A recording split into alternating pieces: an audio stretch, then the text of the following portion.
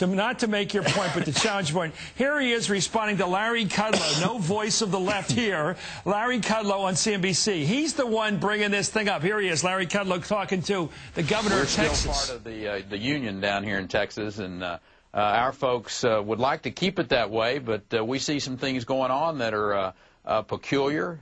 They're frustrating, and I think the Texans are, you know, we're an independent lot, and we'd just as soon Washington not be mortgaging our kids' futures and ours for that matter. Look, everybody else watching him right now, Tom, is saying all hat and no head.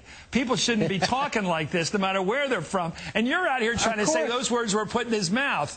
They're not. Well, he's talking like this all week.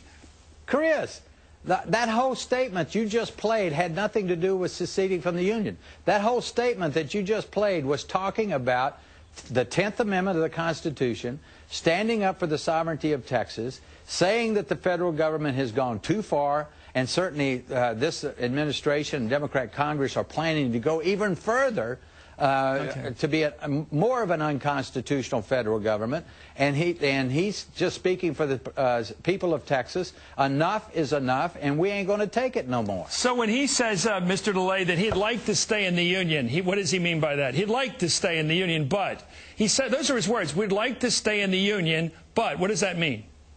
What that means is we'd like to stay in the Union, but we're going to stand up for the sovereignty of Texas. But we'd like to stay in the Union. We're going to fight for our rights. Okay. We're going to fight for the rights of Texas as a state and the rights of Texans as United States citizens.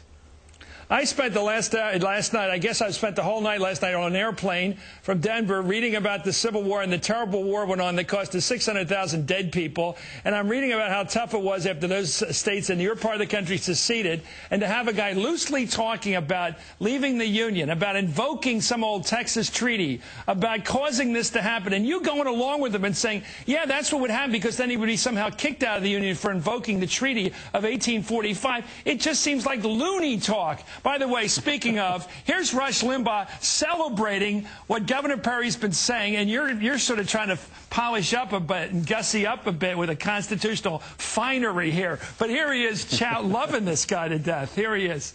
Now, what this is about, Texas and all the other states are being forced to take a percentage of all the stimulus, the porculus package money. And a number of governors have said they don't want it. Bobby Jindal says, I don't want it because this is going to end up costing us money. Unemployment demands they're putting here with the way we run the system. Mark Sanford, South Carolina, doesn't want it. And Governor Perry in Texas doesn't want it. They do not like the idea that the federal government under Obama is now telling the states what they have to do. It's unconstitutional, and that's why Perry is speaking up. You know, Mr. DeLay, all through the Bush administration, the government money, the debt went rising and rising and rising. It went from something like $4 to $7 trillion, almost tripled or doubled either. And there wasn't this talk of secession or leaving the Union or this incredible radical talk. Why is it coming now because we have a Democratic president? It comes all the time in the state of Texas. Texans are Texans, and they fight for their sovereignty and fight for the Constitution of the United States. And every time the federal government mandates things on the state of Texas is a huge donor state. We only get about 70 cents back for every dollar we send to the federal government. We're paying for a lot of this, and the American and Texans are fed up with the government growing like it's growing.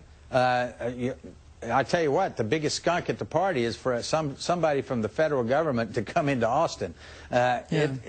We are absolutely fed up with what is going on, as I think hundreds, if not millions of people yesterday were expressing the exact same sentiment in these tea parties. You know, that sounds like you sound like some rebel leader in the 60s in the Congo and Katanga province that produced all the mineral wealth for the country and wanted to secede from the Congo. I mean, this idea that suppose maybe Texas does produce a lot of the wealth. A lot of states are wealthier than other states. They just are. Does that mean they should secede? Chris, Texas is wealthy because it works hard. It's a pro-business state. It doesn't overtax its businesses and its citizens. It's nowhere near what California or New York or New New Jersey that's losing businesses left and right, losing jobs left and right. It isn't even close to what the Rust Belt is.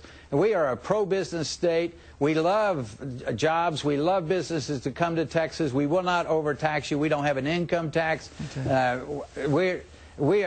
That's where people are coming to Texas because of our ability and our penchant to fight for what we believe in, and we're going to use every means possible legally to fight for our position and fight the Obama administration and the Democrats, liberals, Pelosi and Harry Reid, in what they're attempting to do to this country and to the state of Texas. When you talk about the sovereignty of the state of Texas, are you talking about nullification? What are you talking about, the right of the state to deny the role of the federal government? What right are you insisting on when you say sovereignty, like it's an independent country again? It's an independent state. And given many powers by the 10th Amendment of the United States Constitution, the 10th Amendment that is violated every day in Washington, D.C. And we're standing up and reminding the American people that the 10th Amendment is strong, and we're going to defend it, and we're going to fight for it. So all powers not delegated to the federal government reside in the states, right? That's exactly right, and we ought to return to that Constitution. Tom DeLay, thank you very much for joining us tonight.